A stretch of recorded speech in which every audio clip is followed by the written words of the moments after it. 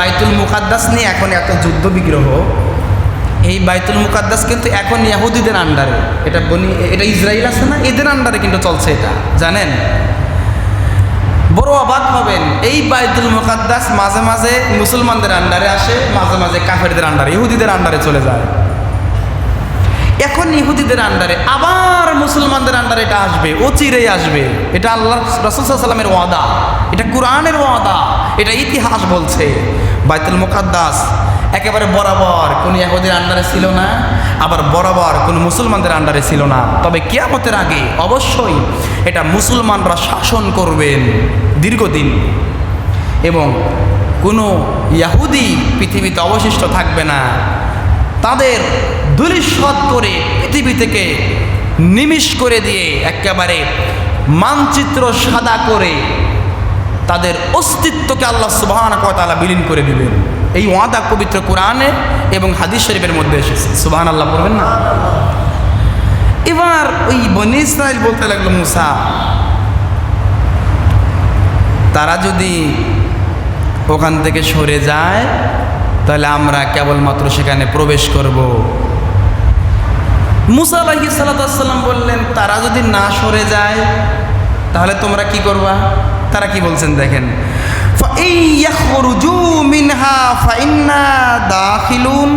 তারা যেখানে অবস্থান করছে, আর তোমরা যদি যুদ্ধ নাই করো তাহলে তোমাদের অবস্থা কি হবে? এখানে তো আল্লাহ আমাদেরকে এমনি এমনি ফেরাউনের কবল থেকে বাঁচায় নাই, এখানে আমাদের অনেক কাজ আছে, চলো আমরা যুদ্ধে চলে যাই। মুসা বারবার আন্ডারস্ট্যান্ডিং করছেন, তাদের সঙ্গে ডিসকাস করছেন, তাদের অ্যাডভাইস করছেন, কিন্তু তারা কোনো পরামর্শ গ্রহণ করছে না।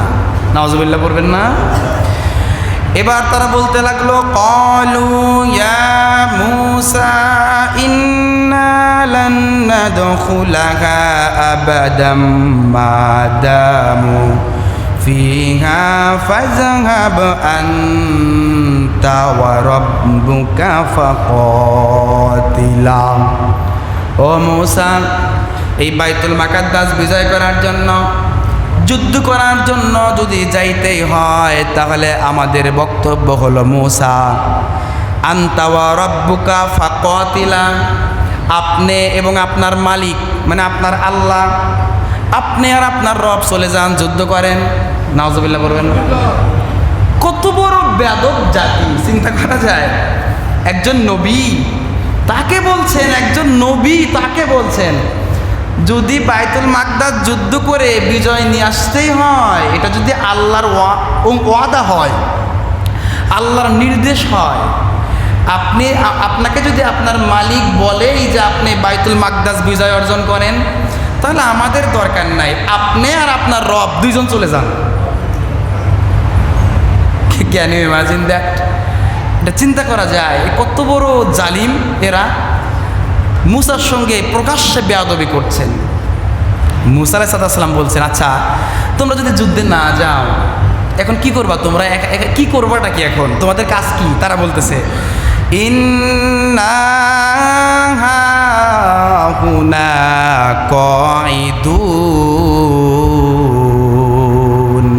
বনী ইসরাইল জবাব দিচ্ছেন, মুসা, তুমি আর তোমার রব যদি যুদ্ধে চলে যাও, ইন্না হাহুনা কাঈদুন, আমরা এখন যেই জায়গায় বসে আছি সারা জীবন এই জায়গায় আমরা বসে থাকবো। নাউজুবিল্লাহ। আমরা জেনে বসে আছি না, এখানে থাকবো, আমাদের প্রয়োজন নাই যুদ্ধ করার, তুমি আর তোমার রব চলে যাও। নাউজুবিল্লাহ পড়বেন না ভাই? মুসা আলাইহিস সালাম খুব কষ্ট পেলেন, অত্যন্ত রাগান্বিত একজন নবী ছিলেন, কিন্তু কি করবে, মূর্খদের সাথে কি তর্ক করা যায়? রাগান্বিত হয়ে লাভ কি?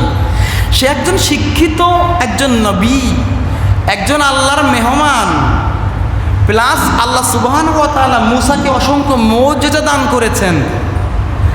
আল্লাহ পাক তার উপরে তাওরাত কিতাব নাজিল করেছেন, যার ইন্টেলেকচুয়াল পাওয়ার খুব আপার লেভেলের, যিনি আল্লাহ সুবহানাহু ওয়া তাআলার সঙ্গে নিমিষেই যে কোনো কথা বলতে পারতেন। আল্লাহ পাকের এই অথেন্টিক পাওয়ার আল্লাহ পাক মূসাকে দিয়েছিলেন। এরপরেও এই মূসার সঙ্গে প্রকাশ্যে বেয়াদবি করছে তারা। মূসা আলাইহিস সালাম ইচ্ছা করলে সবটিরে পিটাইতে পারতেন না? যদি বলতেন আল্লাহ ফেরেশতা পাঠাও, এগো শেষ করে দাও, পারতেন। কিন্তু মূর্খদের সঙ্গে তর্ক করতে নাই।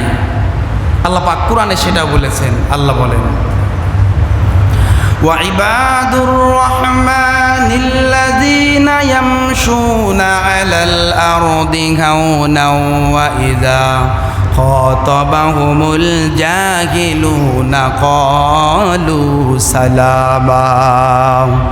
রাব্বুল আলামিন বলছেন, ও দুনিয়ার মানুষেরা মনে রেখো তোমরা যদি তোমরা ইবাদুর রহমান হতে চাও, আল্লাহর বান্দা হতে চাও, আল্লাহর গোলাম হতে চাও, মনে রেখো প্রকৃতপক্ষে আল্লাহর গোলাম হলো তারা দুনিয়ার জমিনে যখন তারা চলন বলন করে, দুনিয়ার জমিনে যখন যারা মানুষের সাথে মিশে, যখন যেথায় যায় না কেন, যেই প্রতিষ্ঠান হোক, বিচারালয় হোক, যে কোনো মজমাতে হোক, যেখানে তোমরা চলো একে অপরের সঙ্গে, যদি কোনো মূর্খ মানুষের সঙ্গে তোমাদের তর্ক লাগে, যদি বিতর্ক লাগে, ঝগড়া লাগে, তাহলে সাবধান।